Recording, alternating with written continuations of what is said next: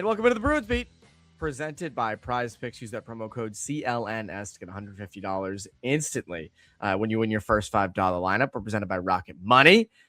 Join at rocketmoney.com/Bruins. And of course, we're presented by CLNS Media. Make sure to subscribe to Bruins on CLNS on YouTube for lots of great stuff. You get to hear Poke the Bear, Pucks with Haggs, Bruins Beat. You get to see Ty every now and again.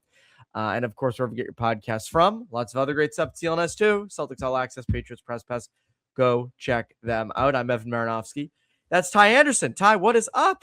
What's going on today? How we doing? Good. It's our first time talking this summer? I think it is. No, I don't think so. But you don't remember me. You just like using me as like the 10th option and ruining my day when I have things I have to do. So yeah, that's great. It goes Connor. It goes Blades. Then you ask like Greg Zanin, and then you get to me after after Andre Mazzaro says no. Who are you? Then you call me. So it's cool. I'm happy to be here. But no, we've done this before. We've done this summer. I'm pretty sure. Yeah. I mean, it's the summer it rolls on. Yeah. You do anything fun this summer, Ty? Anything cool? No, I didn't. I've done nothing this summer. No, the most fun thing I've done this summer has been not get sick. So that's what I got going for me right now. So now I'm gonna get sick now that I said it. But no, I've done nothing. I don't go to Portugal like you. I don't go. There's no place I'd rather be than Boston in the summer. So I don't leave Boston in the summer, unfortunately. For the world travelers out there, I'm not gonna be Rick Steves. I'm not Connor. I'm not Connor or you guys. You're like, oh, I'm like, where are you guys today? You're like, oh, I'm in Cambodia. I'm like, all right, have fun. I'm here in Everett.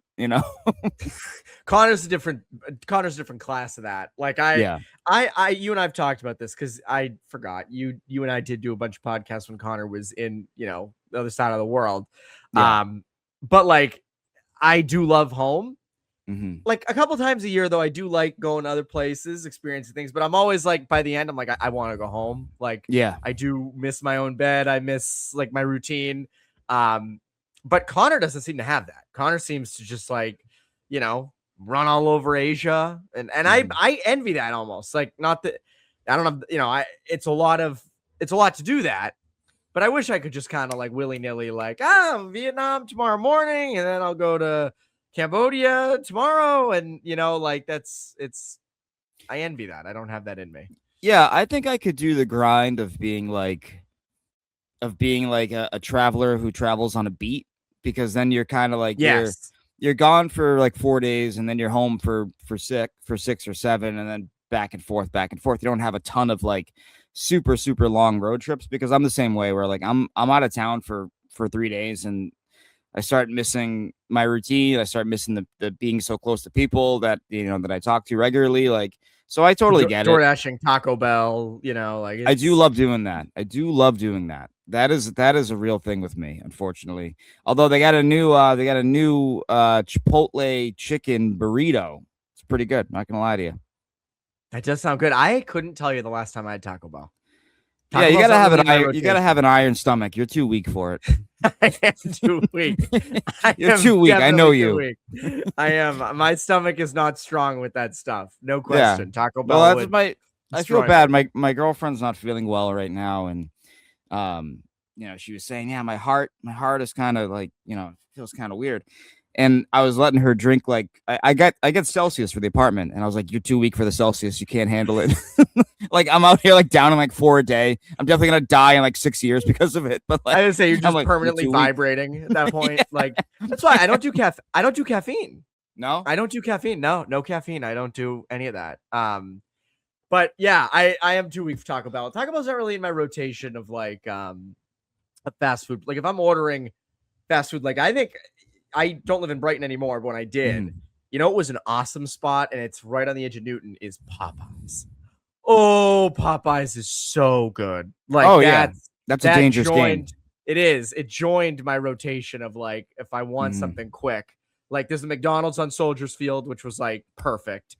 And then there's the Popeyes right there. Chick-fil-A is still, I think, like number 1 or 2 for me. But Popeyes, man, holy crap. Like that food was so good. For fast food, obviously. Yeah. No, I was going to say like that for like fast food, when we lived in Medford, there's that place Wingstop, and I just loved Wingstop Oh, because they had all these flavors. You could get something different every time.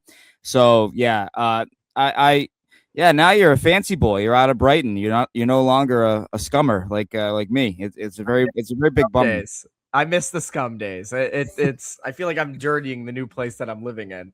Yeah. But yeah, Popeyes though is like, it's tiny and it's like a fire drill in there of just like a million door dashers, like everyone, this wall to wall, like you want it any time, and it's always chaotic, and they're always pissed to serve you. But it's good food, so I don't Understandable. really care. Well, that's like I don't blame them. I think you had that tweet, but once I found out that Brendan Bussey was working at Chipotle during the pandemic, I was like, he does this Stanley Cup final pressure. That's literally nothing compared to Chipotle during the pandemic pressure. Oh, yeah. Yep. And then you got people, I didn't get enough rice.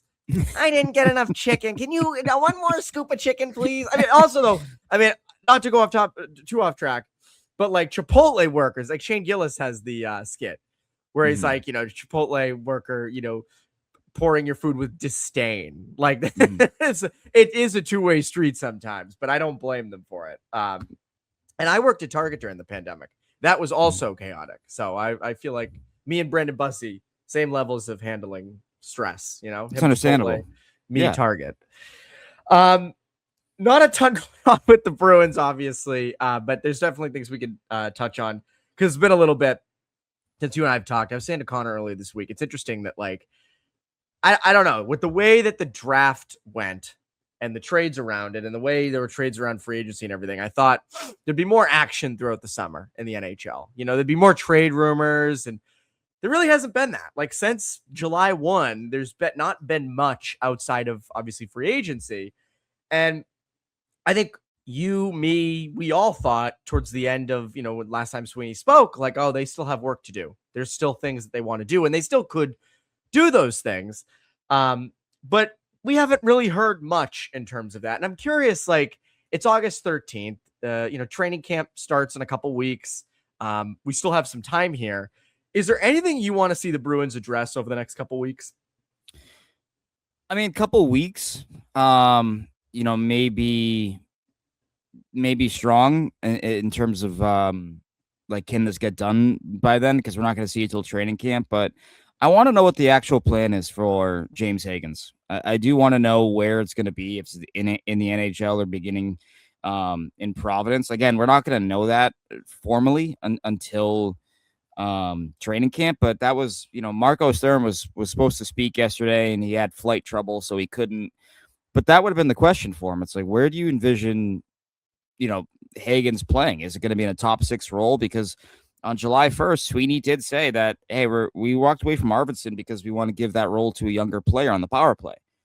I that can be Hustadinov, sure, but I think it does stand to reason that it's probably going to be James Hagens. So how do they manage that out of the gate? So that's one thing I would have, but I think more along the lines of what you're saying, like the next 2 weeks, 3 weeks, like I would say, like, what trade do you make? Because you just have too many bodies. You just do. Like, there's just too many guys, and they can't all make the team. And I think if you're going to keep Henry Jokiharju and risk waiving Freddie Brunet or Jonathan Aspero, who was a find for you a year ago. I know he has his limitations, but he was a good story. He's making under $1 million. Like, that's really valuable. If you're going to keep those guys and risk losing those guys, I don't love that. So I would much rather them sort of play it out, or not play it out rather, but like make a decision and move one of these guys off your books right now, so that you're not dealing with a disjointed camp. Because the other thing, Evan, too, here is that preseason is not 6 games anymore. It's only 4 games now. And so you're not going to have as many reps in terms of games and action. And so I would much rather say, hey, Brunet, here's the runway for you. Go out and take it, versus, all right, we got to find the right spot for him. Because next thing you know, that's how you waste time, and now you're wasting assets. And I just don't want to do that if I'm the Boston Bruins. I'm with you. I'm with you on this. I want to touch on the Hagens point you made, because I think it's interesting, but I want to start with what you said about the defenseman. Mm-hmm. It's interesting because, McAvoy is going to be gone the first 6 games of the season, and I wonder how much they value that, where it's like, hey, we want to have some depth there to potentially fill in on that right side, because even though they got Will Borgen, the right side's still not particularly deep, even behind McAvoy. You guys like Clifton, Lowry playing the right side, Yoki Haru. So I wonder how much they value that and trying to start off strong and have the strongest possible six out there. Mm-hmm. I wonder if they're worried about guys with injuries and they think Hampus Lindholm could potentially not hold up, or Nikita Zadorov has something like towards the end of the season that he had. Mm-hmm. And I wonder if they look at that and say, we need as much depth back there as we can. We don't really care about the cap space. I don't know if maybe they look at Yoki Haru and say, oh, it's, $3 million, whatever. He's worth around that anyway. We could always deal him later in the season. I wonder if they want to push the guys that they do have. Hey, Brunet's knocking on the door. Aspro's knocking on the door. Harris is knocking on the door. Zadorov, Borgen, Lindholm, you guys got to be really good. You guys got to be much better.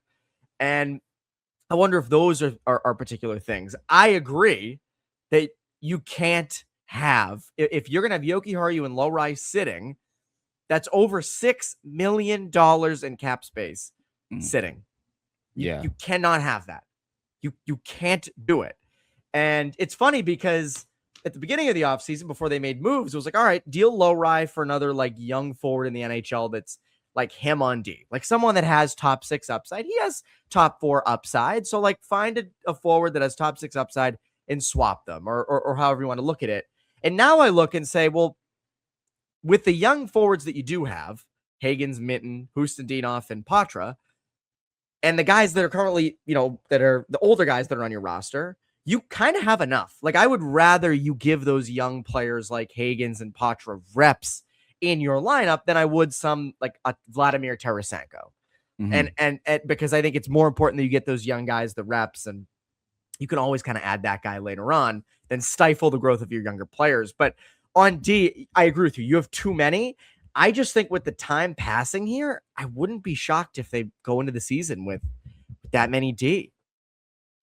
Yeah, it would be something, right? And it is funny because we, every year I kind of do this article or whatever you want to call it, where I'm kind of saying what's the best of the rest in terms of any free agents that kind of tickle your fancy. You mentioned Tarasenko. What about a guy Blankenberg on D? Well, you have too many D, right? What about Michael Bunting? Well, you have too many bottom 6 energy types. So you don't need those kind of players like you would maybe in previous years. And so I think with that in mind, yeah, I do want them to actually give the young players a chance. They would do that every year. They would talk about their young players taking a step, whether it was Potter, whether it was Lysell before him, whether it was, just insert whatever player here. And then they'd always go out and fill that role with a veteran that you knew wasn't getting waived. And you were kind of all right, well, that's not going to happen. Right. And so I do feel to break out of that cycle is a good thing. It's just, I think there's also, you can still block guys without actually making additions, which is sort of what it feels like is happening right now where, Asamont, Steves, who else? I can't even know the guy right now. Reichel, Ivan, these guys, are they now blocking Matty Potter from getting minutes? Ivan or Ivan? I have no idea. I have no idea. I took a stab in the dark there. But you're gonna have those 4 guys blocking Matt Poitras. Yeah, Corralli's that I don't love that, especially if he has to hit waivers this fall, because someone would be like, oh yeah, we're gonna take him. I would almost rather, and I don't know if these guys are gonna get claimed off waivers, but I'd almost rather trade Steves or Asamont and get a 5th round pick, 6th round pick, whatever it is, and just add picks to the war chest versus lose them to waivers in October. That's how I feel about that. But I don't know what their market is, but I'd rather alleviate some of the issues you have right now versus losing them potentially for nothing at the end of training camp. Also, they're young guys you've developed. Mm-hmm. They're young. Poitras, a young guy that you've developed. You mentioned Hagens, a point there about potentially the AHL, which in all the Hagens talk I've done this offseason, AHL has not come up. So I want to get into that and your thoughts on that. I also want to get into Dylan Larkin, and we can throw that ball back in the air. But first, quick word from our sponsors.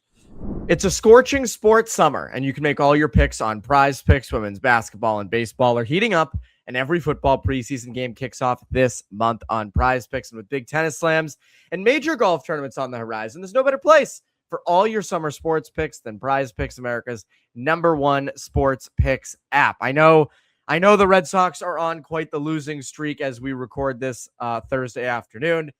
Still, I believe in the offense. I do. Wilson Contreras, Adley Rutschman has returned. Keeping it with baseball, the Chicago Cubs, Alex Bregman had 3 home runs on Wednesday night. Maybe you want to stick with him. Keep the good times rolling. And of course, there's also the NFL preseason. Football preseason is here, and there's no better place to run your game than PrizePicks, America's #1 sports picks app. We've got star players on new teams and a rookie class ready to take over. All well teams look to get started on the biggest football season yet. Make a lineup with player stats, pick game winners, spreads, or totals, and combine your picks in the same lineup, all on PrizePicks, now available in all 50 states, including California, Texas, Georgia, and Florida.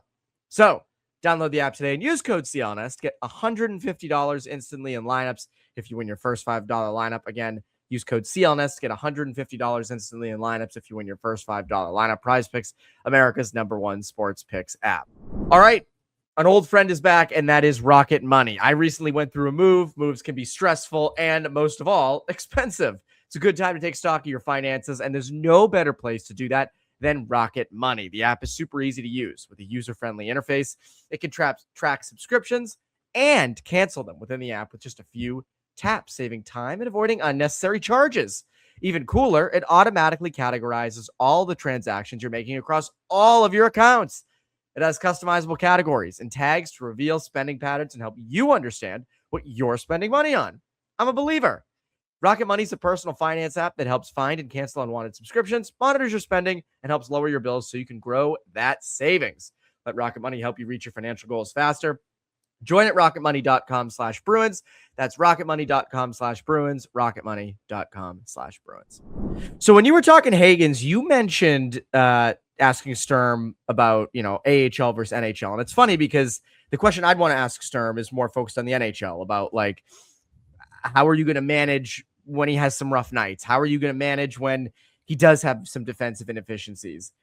I haven't really considered the AHL. I haven't. Do you get the sense that there's a legitimate chance he could start the season in Providence?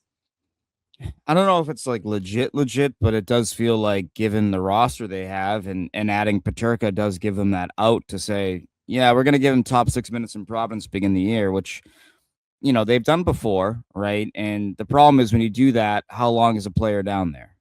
Like, not everyone's Mason Lowry, not making it out of camp, getting sent down, coming up in November, and then staying. Some guys that come up and then they go back down and we don't hear from them again for another whole year.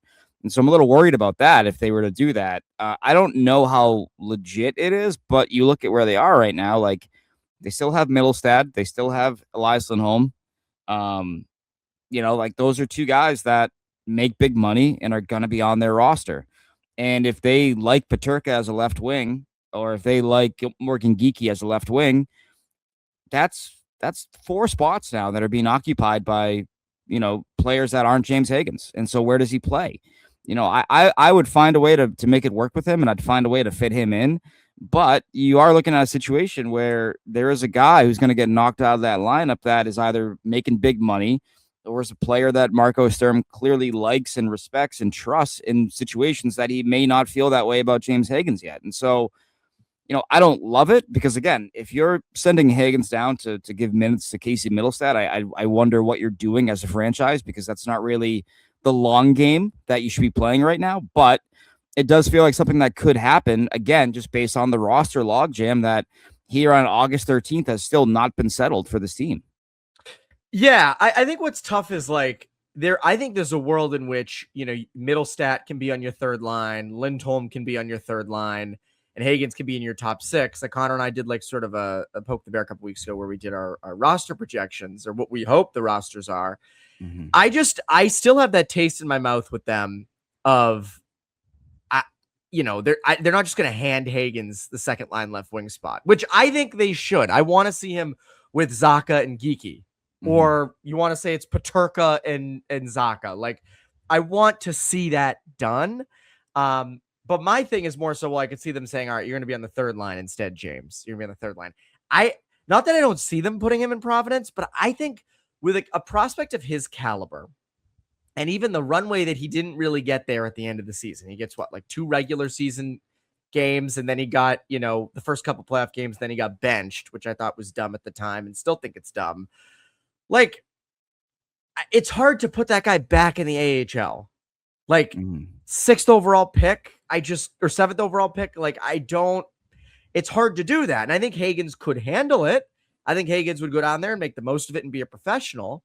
But I'm with you. I think he has a high ceiling.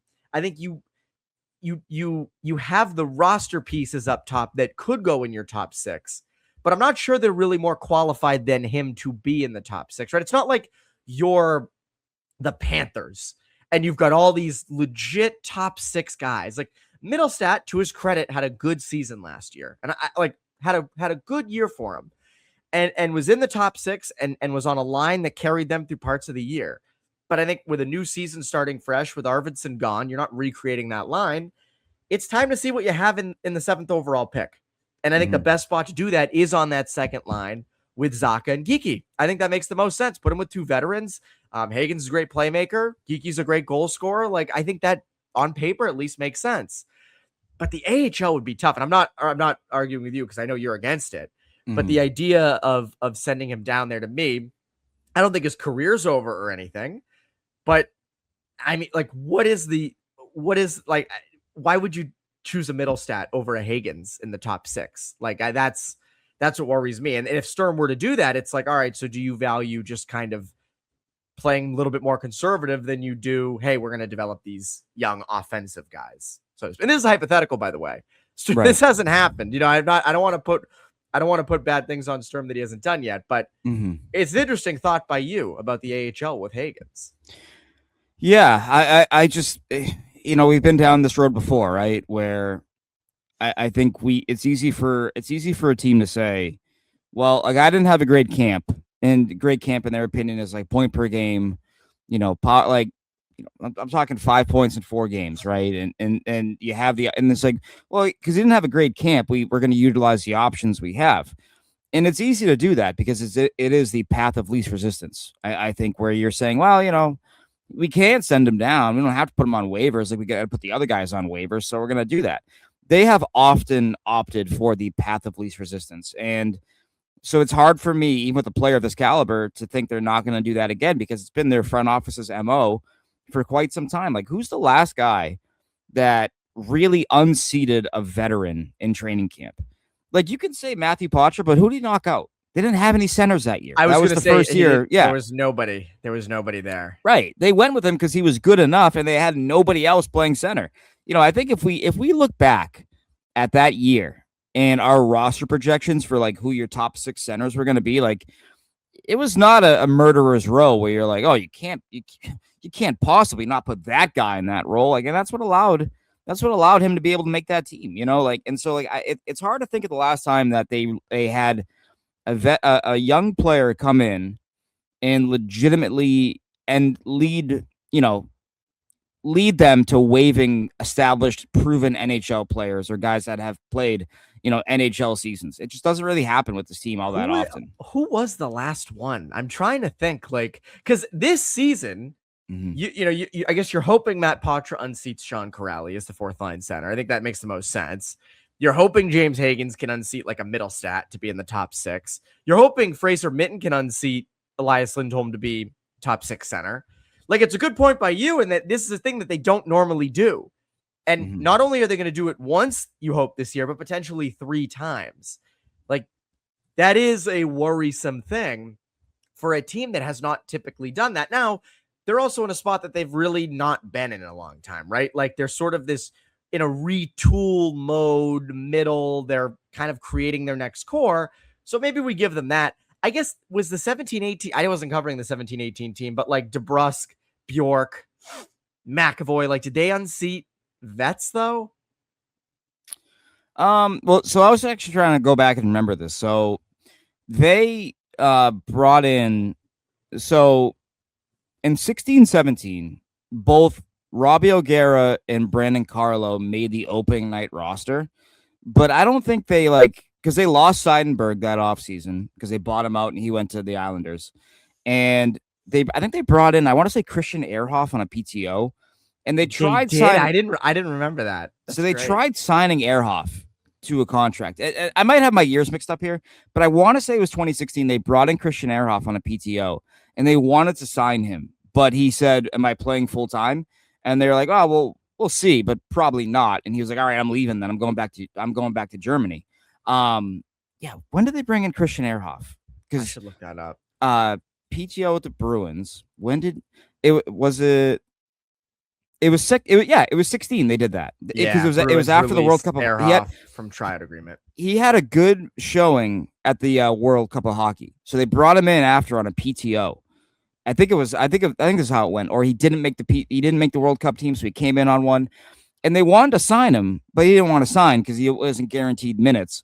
And so then Carlo and O'Gara made the team. So like they didn't really unseat anybody because they didn't really have anybody to unseat. You know what I'm saying? Like, yeah, like they've had younger players make the team, but never at the expense of a veteran that they've brought in or a veteran they've had on the roster, at least as far as I can tell. I think Chris Wagner, they were kind of done with him, you know, like for one reason or another. The coaching staffs, both Cassidy and Montgomery, didn't have a use for him at that point in his career. And so like they had younger players in that place, but that wasn't the player. That was more the team being done with that player. And this is going back far, but like Krug and Bartkowski, they came in the playoffs because guys were hurt. Yeah. And then that next year, 13-14, I don't remember. Did they still had a lot of the same. They must have replaced some veterans, right? Like, yeah, well, because Ferentz left after the 2013. Yep.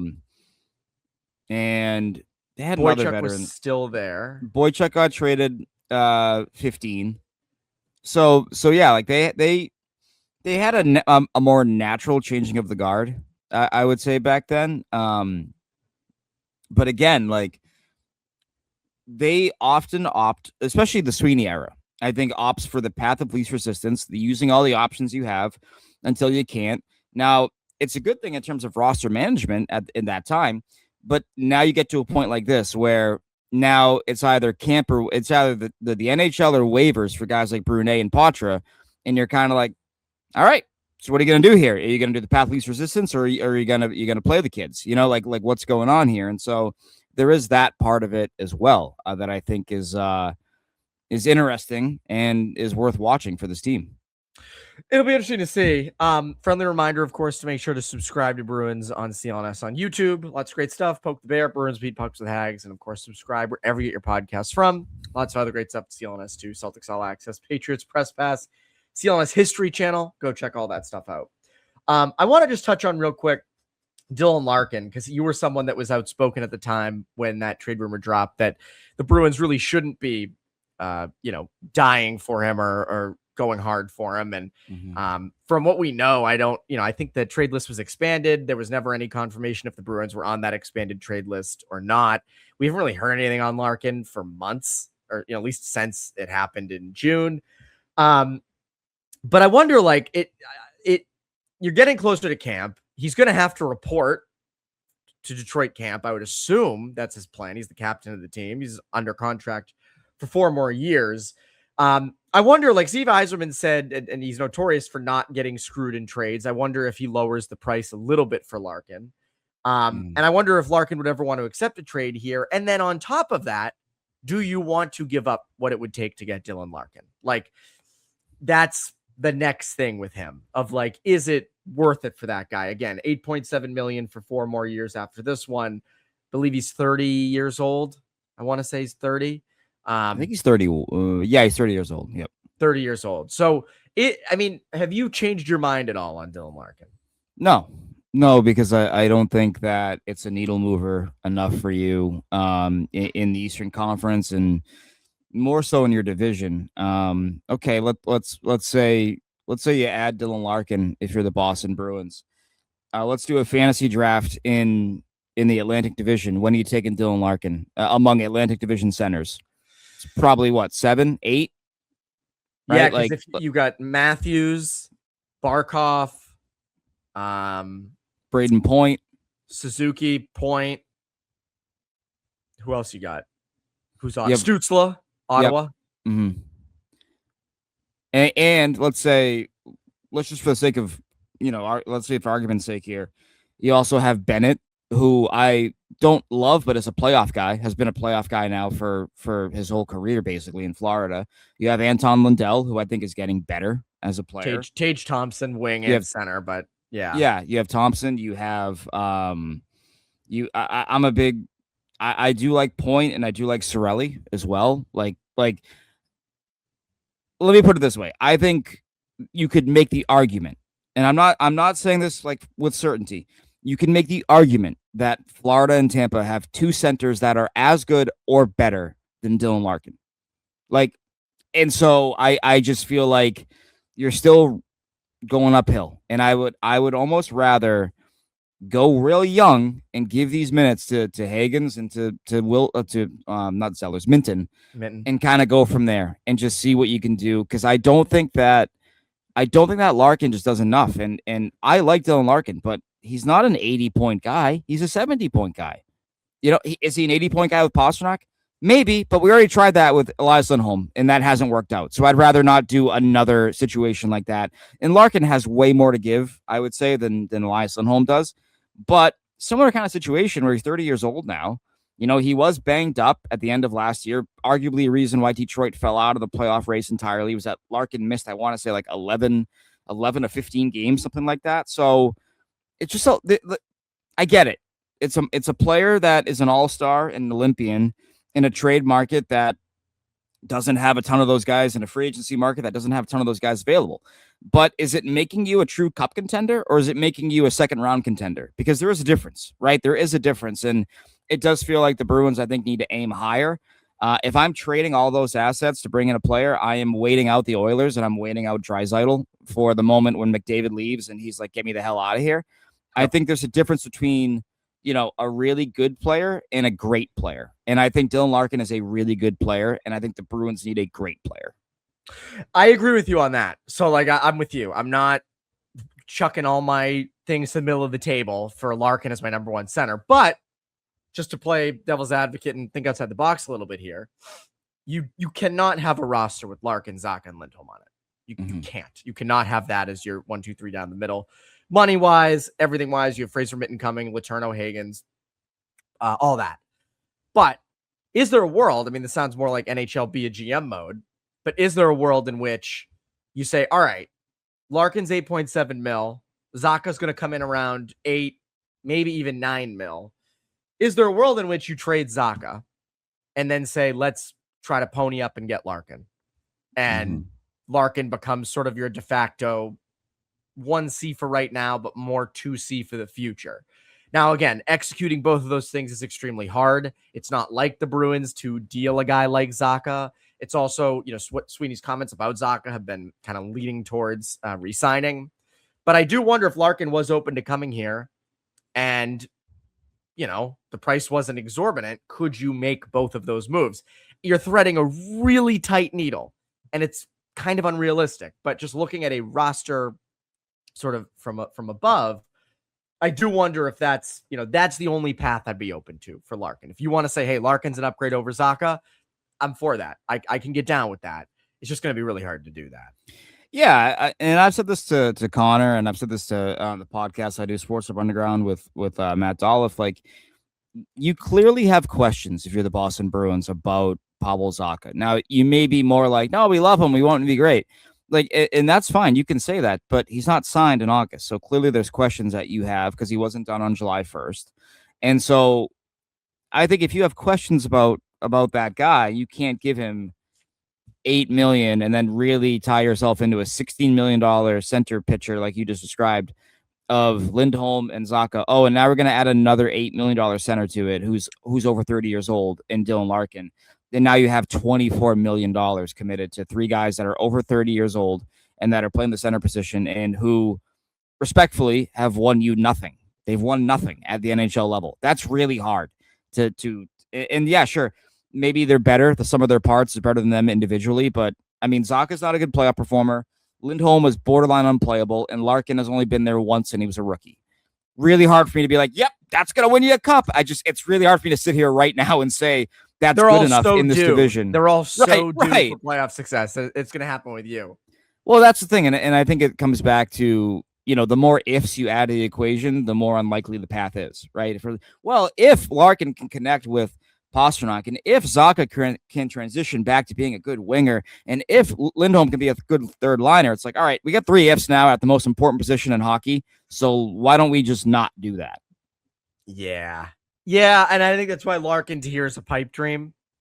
But if they do want to get creative and ship Zacha, and again, this kind of hits the other thing too, Ty, of like, you think about the trades that were happening around the draft. If they had dealt Zacha for like a top 10 pick, let's just say around that time, you have that space freed up. You have more ammo potentially for a trade. You could go get Dylan Larkin and say, all right, we're replacing Zacha with Larkin. That's, we're still in this. We're developing our next number 1 center. Like, we're in a good spot. But they didn't do that. They're holding on to Zacha. So it kind of limits their ability to make both of those moves. Ty, what can the people look forward to from you over at the Hub? Oh, I have no idea. We're in the absolute mud of the offseason here. And so, yeah, you can just find encouraging. I got nothing right now. I did see that John Farinacci signed with Milwaukee AHL contract. Very surprised that they didn't keep him. He had a really good, his game kind of cratered this past year, which seems to be a thing in Providence where guys, if they're there for too long, all of a sudden they go in the wrong direction.